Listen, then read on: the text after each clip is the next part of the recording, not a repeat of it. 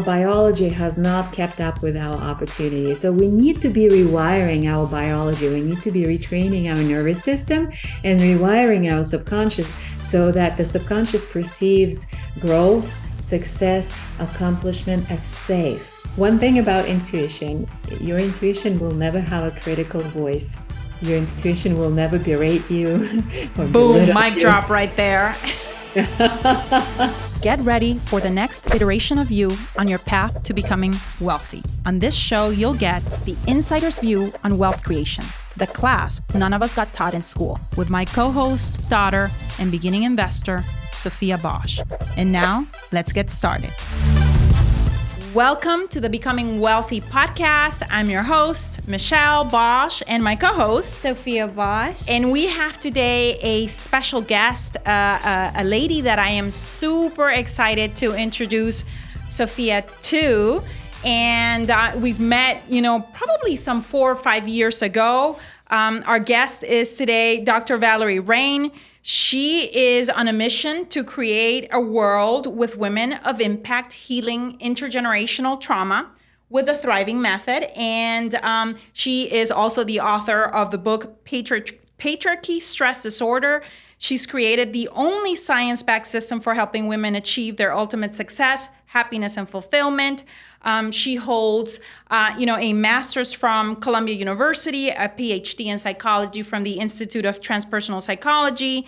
And, her book has been named by many as perhaps one of the most important books of the century for women. And so I am just ecstatic to have you here, Dr. Rein with us. Is it okay if we call you Valerie? Is it okay if Sophia addresses you as Valerie, or you prefer Dr. Rein? Absolutely. You can call me Val. That works. Okay. Well, thank you for being with us here today. Welcome to Becoming Wealthy. Yes, thank you for having me. I am so excited for this project. Yes. Sophia, so I know that you were impressed yesterday when we were reading your bio. You want to take it on and go with the first question? Sure. Okay, so it's so good to meet you. And you just mentioned that you are an alumni from Columbia University. We're actually going there, I think, next week or the week after. The week after. For my fall break, and we're touring it. So how'd you end up there? This is a great question, and I love that you're touring Columbia. It was at some point in, oh my gosh, I don't even know how old I was. I might have been your age, but I was reading something. The author went to Columbia, right? And then he met his friends at Columbia, and there was this whole romantic notion of these great people going to Columbia and then meeting other great people and creating great things. So I really had this romantic notion about what it meant. And so when I came to New York, and I came to New York when I was 22 years old. From where, Valerie?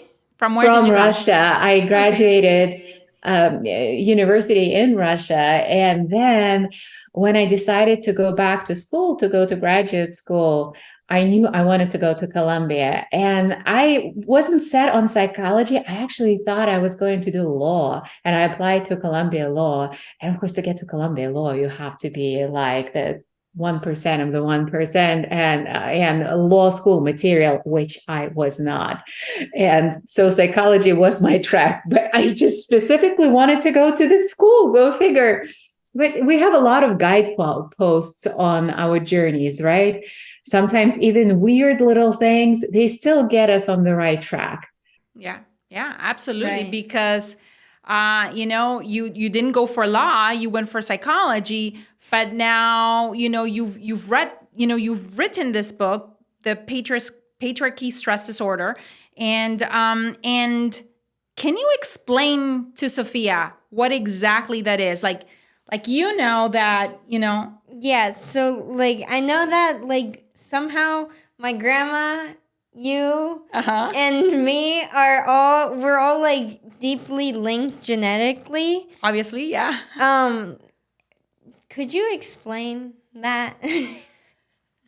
Yes. So I'm going to share a story with you that puts it in a nutshell, right? What this is about.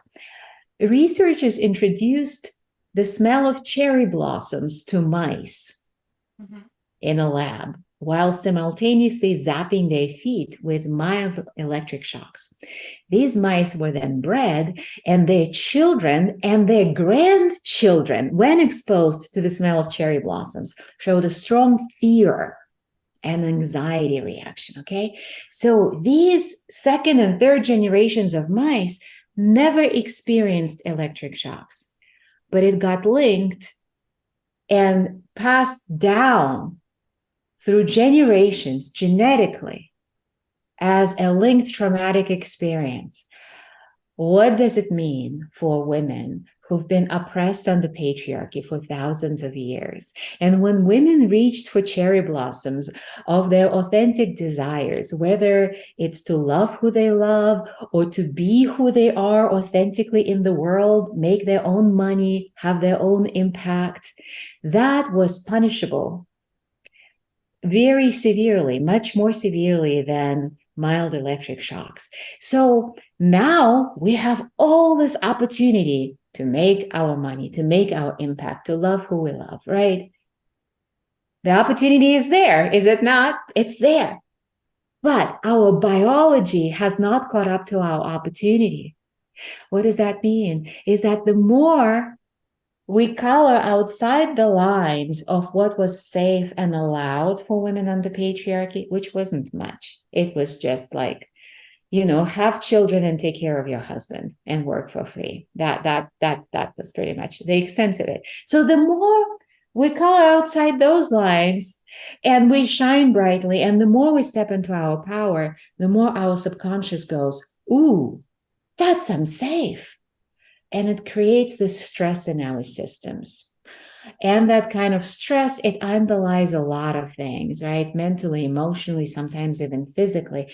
And that's why it's so important to understand and heal intergenerational trauma so that we can not only be free to do whatever we want, we can also feel amazing physically, emotionally, and in our relationship doing that. Yeah. So Sophia, that grandma came from a family of 10 siblings, right? Mm-hmm. And when, what this, study that Dr. Rein just described right now with the mice is showing is that when I was in grandma's belly, half of you was already there. Right. Yeah, because you're made of half of me and half of Papa, right? Yeah. And that means that any basically things that grandma went through, any traumas that grandma went through, as a woman, and of that generation, growing in, oh my gosh, if grandma's born in the 1940s, growing up through the 50s, 60s, anything that she went through, and felt, and especially while I was in her belly, I basically could sense it, feel it. It's kind of left like a kind of an imprint. Mm-hmm. And because it's left an imprint on me. So whenever you encounter a similar situation, your instinct is going to be from the imprint. Exactly. Okay. Exactly. That's a good way to put it. Yeah, it's kind of instinctual, right? Just like for those mice, they didn't hear stories from their grandparents. Oh, you watch out for those cherry blossoms. You don't go around them.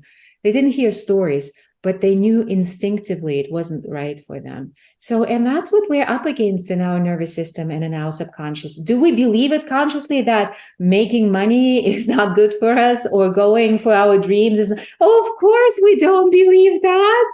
Of course, that's not what we think. But what we also but unconsciously it's still operating, Val, is what you're saying. It's still going against you. Yeah. Yeah. What we know from neuroscience is it's the subconscious that drives the bus. And that's why we need to really understand what's in our subconscious and heal it so that we truly unstoppable and completely free to express, to live our lives fully and enjoy it fully. Yeah, absolutely. Now, right now, as Sophia embarks on a journey of becoming wealthy, she actually earlier this year, in towards the tail end of April, she joined our coaching program. She started her land biz. She's soliciting vacant landowners. She has about 6 properties under contract. She's having to basically follow up, talk to sellers, now she's starting to market her properties and so on. So she's on this journey, and this is only the beginning of then, the next steps and the next becomings, in her evolution as a young woman, as she grows into a young woman. And she is more than likely going to be experiencing some unconscious or subconscious mental roadblocks. What are some of the most common ones that you have seen, especially women that are high achievers, which Sophia is? Like right now, we I picked her up from school and I'm like, Sophia, how are you? And she's like, I don't know. I feel like I might be starting to feel a little something, in my throat. I might have to fight something. And I'm like, hopefully you have nothing, not so much to do. And she's like, oh no, I actually have a lot of things to do. And because I'm going to be missing 2 days of school this week, I'm going to try to load everything I can today, even though she had just shared with me that she doesn't feel very well. I'm going to try to load everything today so that I don't have to come to too much work when we're back. So these are basically, she is a high achieving young woman. There's a lot of high achieving women out there in the world. And what are some of those unconscious, blocks or challenges that you see us go through or up against? That's such a great question. And a huge congrats, Sophia. Way to go. This is just so wonderful that you're getting on your journey of becoming wealthy, and you're working hard and you're learning, and the coaching program. I mean, this is fantastic. I'm so inspired by that. And I know we'll be watching this with my daughter, who's turning 13 in a few days. And she is definitely also, she has entrepreneurial inclinations, and she'll be very inspired. Definitely cultivate them. Yeah. Awesome. So, to your question, high achieving women of all ages, right? Look, we have this drive. It's a beautiful thing. It's a beautiful thing.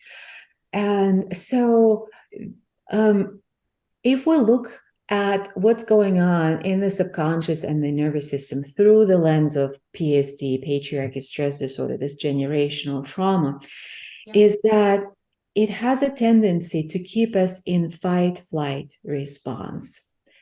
And high-achieving women, we tend to channel that into work, which is, I mean, it's productive for sure. And what we need to watch out for is that we don't let our drive mask the state of the nervous system that we're experiencing, because everybody is going, great job, you're killing it, right? We get a lot of pats on the back, we get great grades, or we get accolades. So it's very easy to ignore that our nervous system is maybe going into overdrive, and then it may start catching up with us, either as anxiety, trouble sleeping, or even some physical expressions in the physical body, some aches and pains and headaches. And so I don't want to paint a grim picture, especially as a young woman. You're likely to get away with all of that for many years to come. However, I also want you and everybody to be happy and feel free. And in order for us to feel fully free, right, to feel all our feelings, we also need to have a certain state of safety inside. Safety. And I'm not suggesting you're not, like, I don't suppose you're going around thinking, oh, I'm unsafe, I'm unsafe. But this is what's in our, this is what's in our subconscious it creates this certain feeling of when we are stepping outside the lines of what was okay for women under patriarchy, when we're making our own money, we're shining brightly, we are achieving a lot. It creates this unsafe inside, which keeps us running even faster. And so for us to establish that safety, there are some tools that we can be using to heal what's underneath, to kind of douse that fire so it doesn't burn us out. Yeah, That's exactly. all. I mean, your energy, your drive is not going to disappear. It's not going to go away. It just needs to burn cleanly. It's like, I think of it as clean fuel, right? That can be sustainable, that can last you forever, that doesn't burn you out, not physically, not emotionally, and you're happy. And you're also like, your self-esteem is not dependent on how much you're achieving. I think that's another thing that where we can get tripped up as high achieving women, right? Thank you so much for mentioning that. Yeah, absolutely.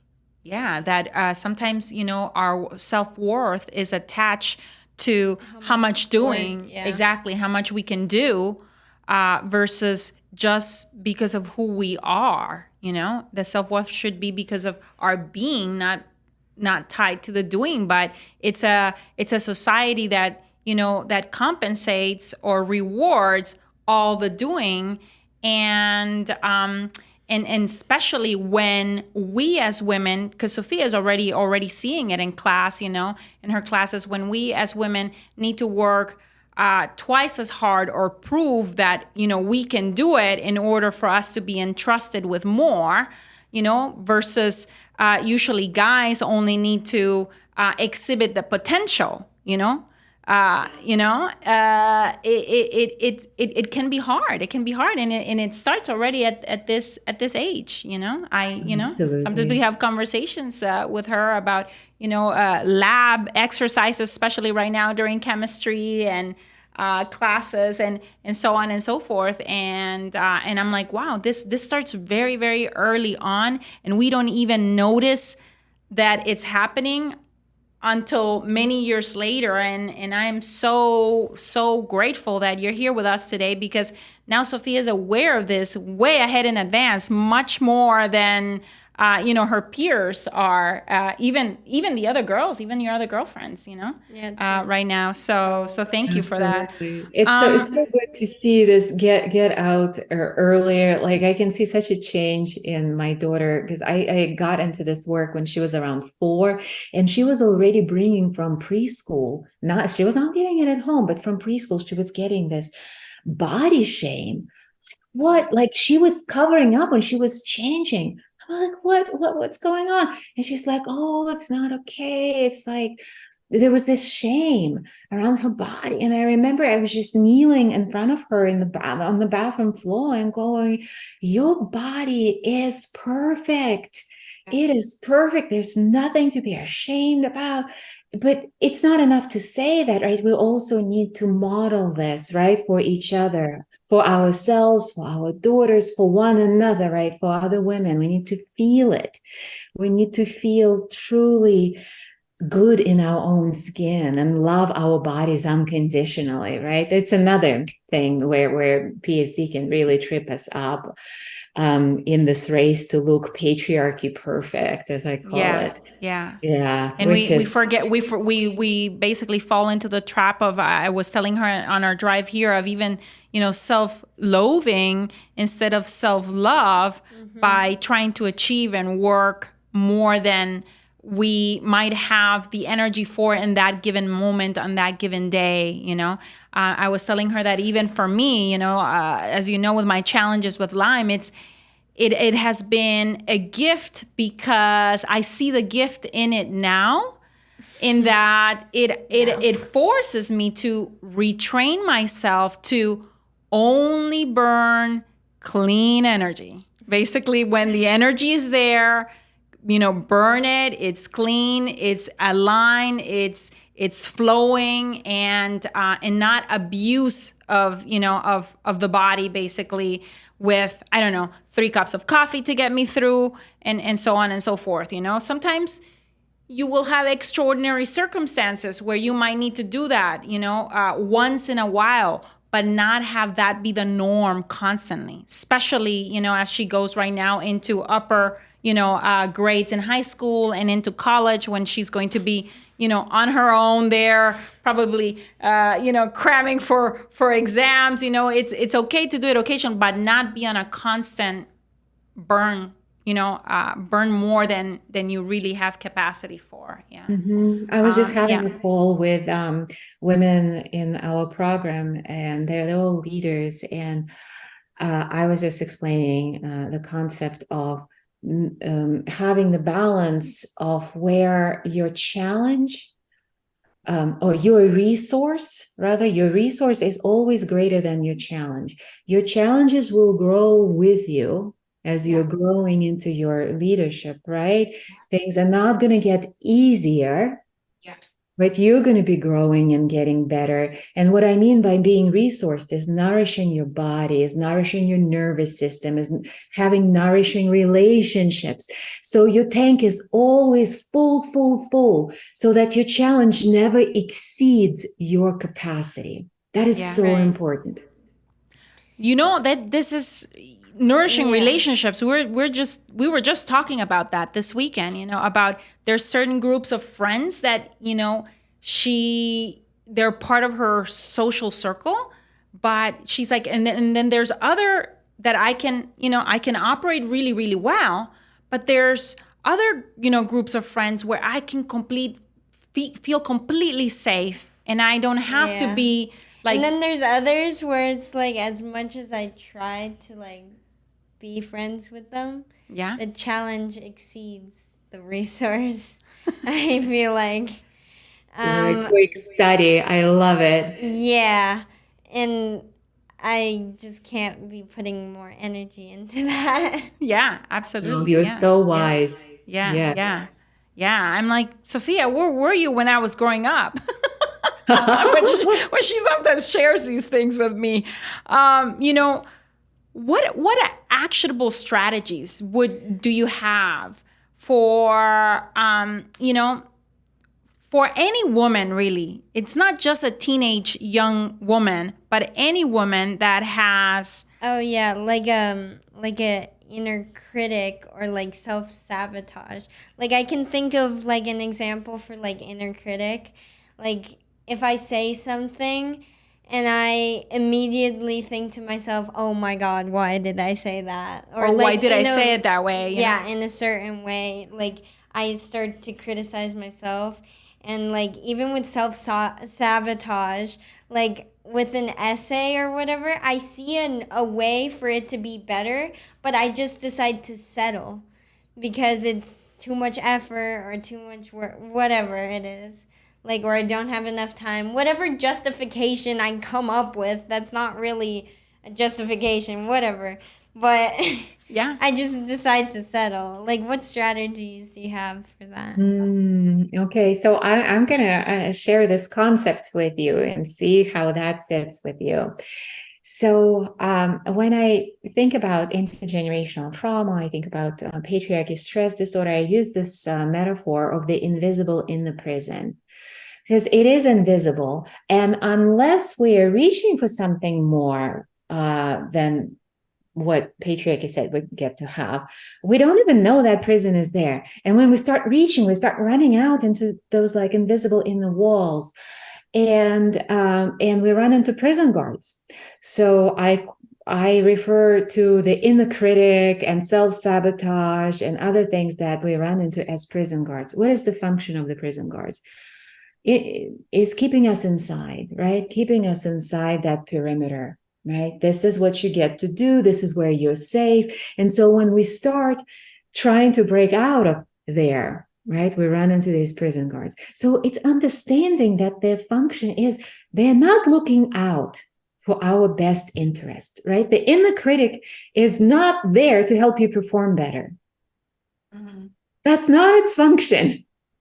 Right. And certainly self-sabotage is not there to help you perform better, or even like, yeah, they're not serving your best interest. They are serving, and because they live in our subconscious, they're actually serving the function of keeping you safe. Because if you self-sabotage, right, you don't stick out, you're not shining too brightly, you are safe. Looking at it through the lens of, it's unsafe to shine brightly, right, in the patriarchal world. Is it true? Actually, objectively, yeah, actually, things have changed a great deal, and we can make an argument that it's a lot safer now to be in the spotlight, right? Because you also get so much support. You get a lot of resource, both financial resource and relational resource. You attract people who really resonate with you, and your resource will be surpassing your challenge.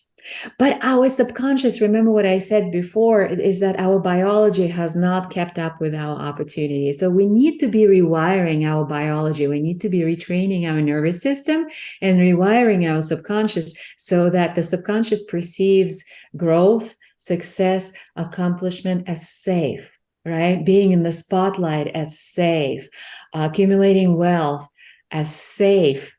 And this goes beyond mindset and things we say to ourselves, because it is a retraining program. It's like going to the gym, right? Yeah. Retraining our nervous system and rewiring our subconscious. But we can start with simply conceptually understanding, okay, these voices are not in my best interest. They're not true, right? Right. Yeah, not true. Absolutely. And you're so right, with when it comes to visibility, because we didn't have that role model, or I didn't have that role model in grandma. Sophia only saw this, later on. I didn't necessarily was incredibly visible, some, 6-7 years ago.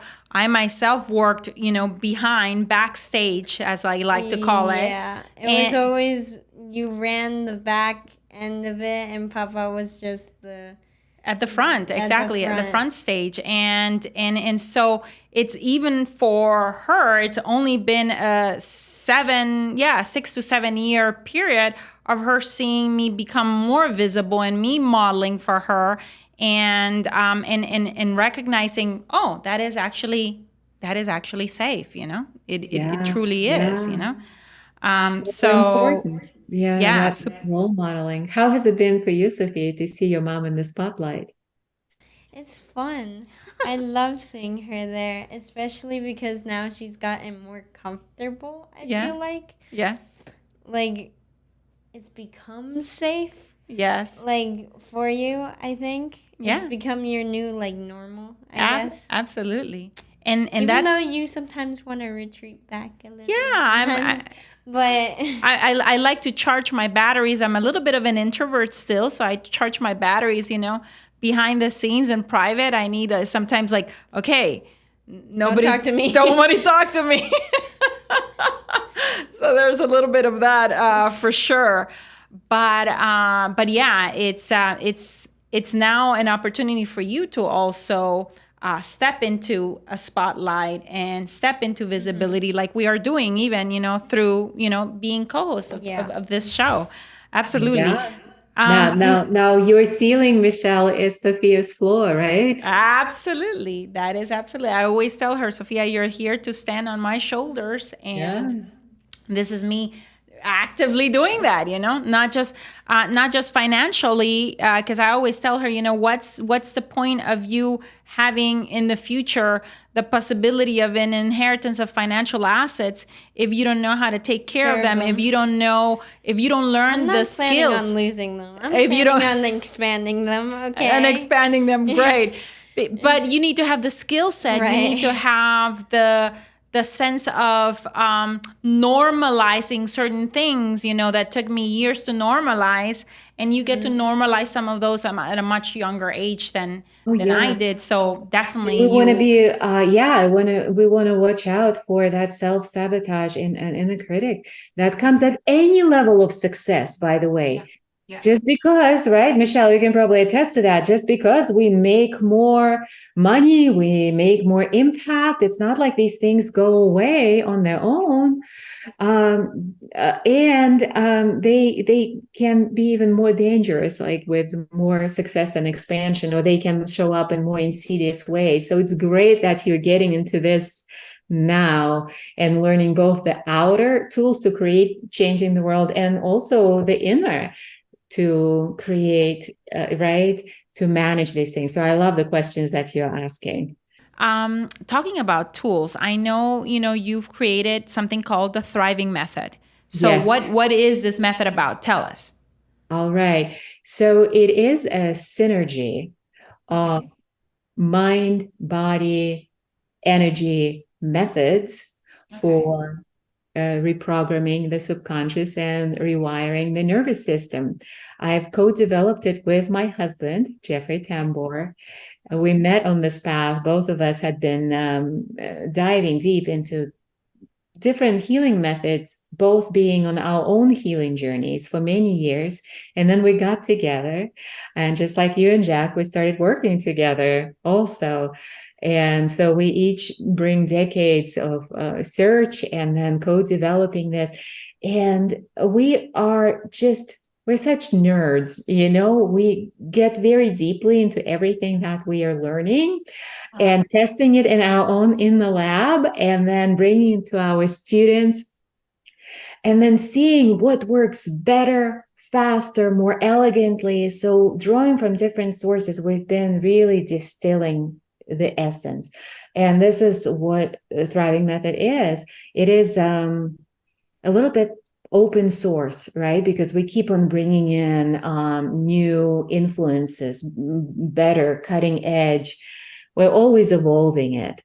And our dedication is to really bring the tools that we didn't have, that our parents didn't have, grandparents didn't have, because even people who were interested in healing and personal growth, all they had access to is talk therapy. And you really can't talk your way out of these things because they live in the body, in the subconscious. And thankfully, now with the advances of epigenetics and neuroscience, we understand a lot more things.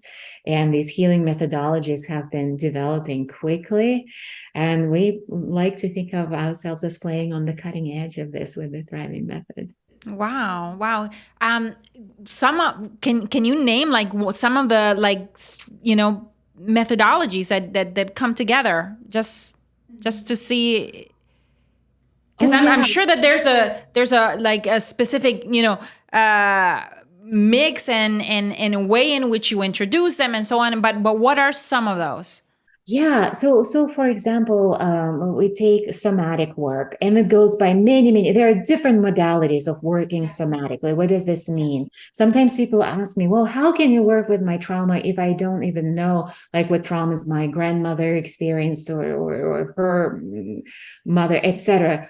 And I say, simple. It's not like therapy where you go and you tell your story. Your body tells your story. So when you're telling me, okay, I have this big stage spotlight, this big opportunity coming up, and then I have a sore throat a few days before, or I get this knot in my stomach, I go, okay, let's make space for that sensation.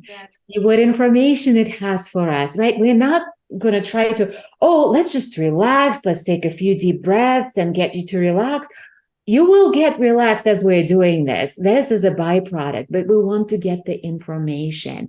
And following the trail of sensations, we're going to actually learn the story that the body is telling us, which is the story that matters. And then we can transform it by working with the body directly. Oh, I love this. Yeah, because Right. we are such mental, as in like left brain kind of people, especially in our families, that we're living in our heads, and it's a mental world. Most of the even work that we do, I mean, as a society, even unless you're an athlete or an avid sports person, a lot of us have lost so much connection with our body, and our bodies Absolutely. are this amazing receiver and really messenger, that is telling us what's happening in the entirety of the system, not just the, the physical body, but the spiritual, the emotional, everything, Absolutely. So It's a receiver and transmitter and amplifier, even like how we show up, right? We talk about, like, people sometimes would say, like, oh, I love your energy, right? We are energetic beings, and people will probably not remember a lot of words that I say. I mean, fair is fair. We don't remember a lot of that, but we remember how we feel in each other's presence, in each other's company, right? And so by doing this embodiment work, we clear out our energetic being from influences, from traumas, from influences that are negative and not serving us, right? So that we can run our own authentic energy, so that we can make more of an impact, more of an impression. We can really embody more of our own power this way. Isn't that beautiful, right? It's not so much about, like, oh, what do I need to wear? That's a power color, or I need to power pose. It's so much deeper than that.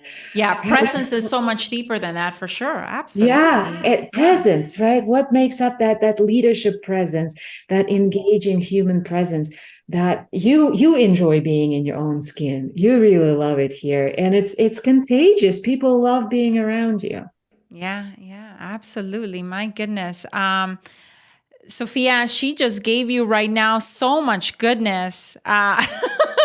Because even like as a business person and a marketer, you're like thinking, what color do I need to wear?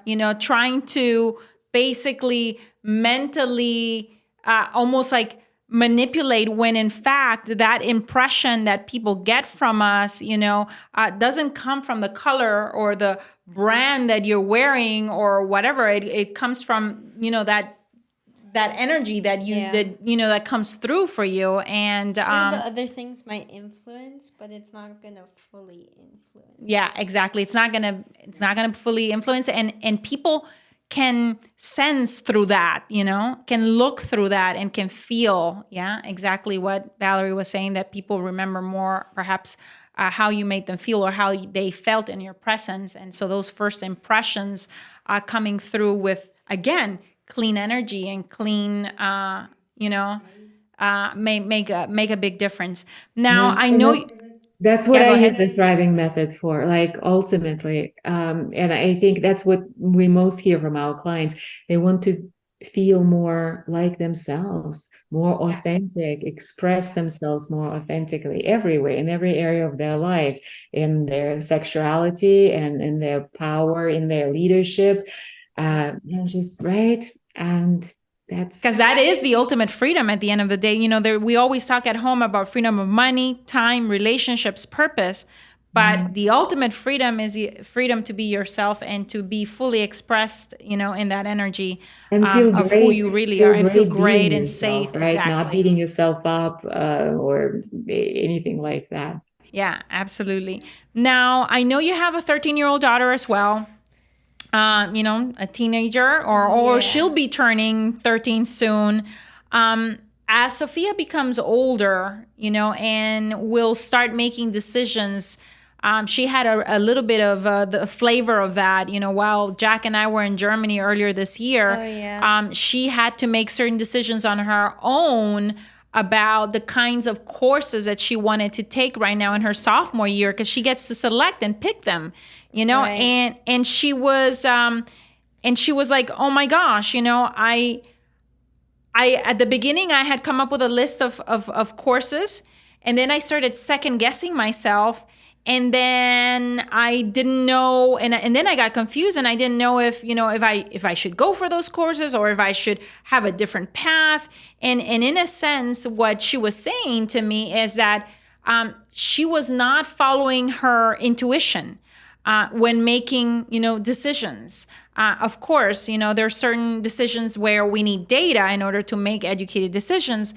But there are some, like, for example, she knows that she needs to have certain amount of sciences, in order to Right. graduate, and so on and so forth. Classes that I have to take, and then classes that I get to choose. I was set on like an art course because I need art to like Function in her life. in order to like keep me sane. But then I had an option of just leaving it there, or like adding another course to have 7 classes instead of 6. And not many people do that. But freshman year was just so easy. Like, I could not do that. Like, it got to a point where if I didn't have motivation, my grades would have started to slip because I just didn't care enough. Yeah. So, but she was basically, she had an ambitious first stab at it. Then she second guesses herself, and so her decision making all of a sudden feels like, oh my gosh, I'm in the mud. Is this the right thing? Is this not the right thing? Because it would be bad to back out now, because then you would look weak or whatever. So how can you distinguish whether it's an inner critic, it's intuition, it's really you or also putting a boundary of like, okay, I only have capacity for this, or is it fear? Like, how can we tell the difference? Oh, what a great question. I wish everybody would be asking themselves that. One thing about intuition, your intuition will never have a critical voice. Your intuition will never berate you or boom, mic drop right there. Your intuition never has a critical voice. Yeah, your intuition does not sound like an inner critic ever. It is helpful to learn the language of your intuition because it's unique to everyone. Like, I know my intuitive voice tends to be the quietest. My mind is usually loud and my intuition is quiet. So I really have to listen.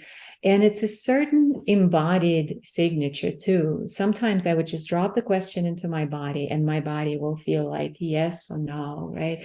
And the more you practice, and I recommend practicing with very low stakes decisions, like literally, what do I want to have for breakfast? Like, unless you're it's a very serious affair for you and high stakes decisions, I don't know. But something that is not like really a big, huge consequence, right? And so you just learn the language of your body. That is the voice of your intuition. And then it will get clearer and faster. And you will be making those decisions on the go because you will also trust that more. I think there are 3 phases that we go through in developing this relationship with our intuition. First is hearing it. Second is trusting it. And third is acting on it. Very important. And every time we do all 3, it's the feedback loop. Oh, I acted on it and look at the result. Yay. Or sometimes you don't act on it and you go back like, oh, dang, I knew, but I didn't act on it, right? And then you were learning too. That was the voice of your intuition. So that's how I would work with it. And it's not to throw away the data. No, not at all. You want all the data. You want to make an informed decision. And ultimately, with all the data, I would go to my body and like with knowing everything I know, right? Let's drop this into the body and ask the body. Because I keep referring to the body. This is where our intuition lives. There is even data now about how many receptors our hearts and our guts have for that emotional communication, and actually more than the brain. So when we say, I have a gut feeling, or like my heart wants this, it's a thing. So yeah, drop in those. So, and in some Eastern traditions, they talk about 3 brains, 1, 2, and 3, the head, the heart, and the gut. They treat them all as 3 brains. One is not higher or lower. You have to have data from all of them.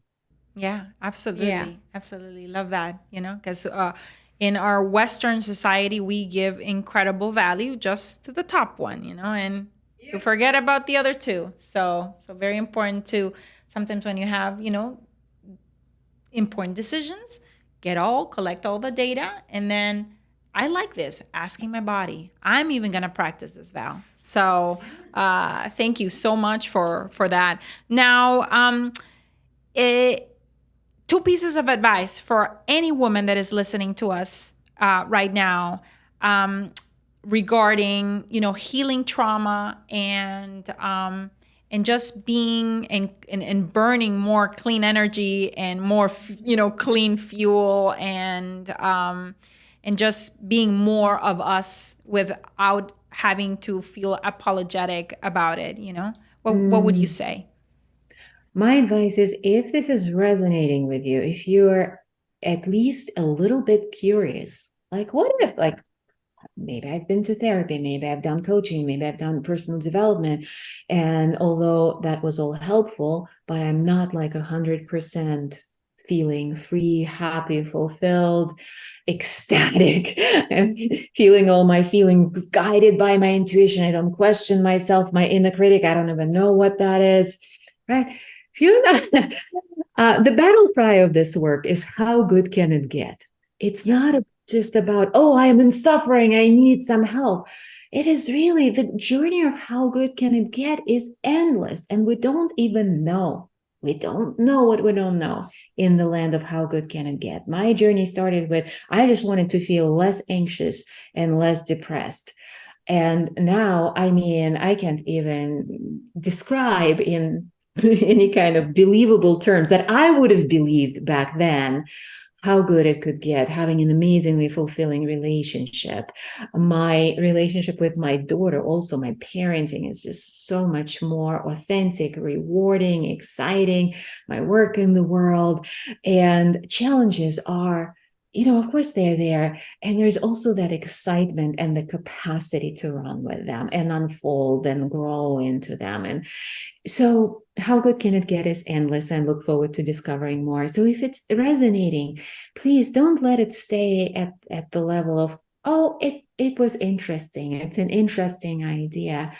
Play with the tools. On my website, drvalerie.com, drvalerie.com, we actually have tools you can download and start playing with them. And also there you can pick up a copy of the book on audio. You can pick up a free chapter. Start diving in and experimenting.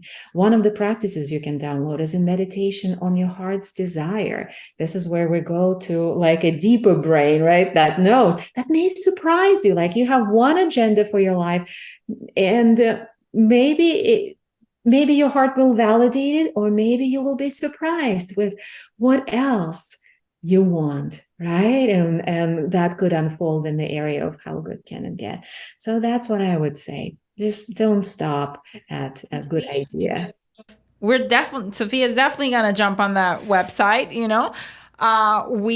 She has right now, over the next couple of years, college applications, are starting. That's why we're already going and touring a few schools, preparations for tests. And just as she is applying, there are certain schools that are going to be, better for certain things. Of course, if it's business that she decides, I'm like, we need to be looking at this list of schools. If it's something that, Right.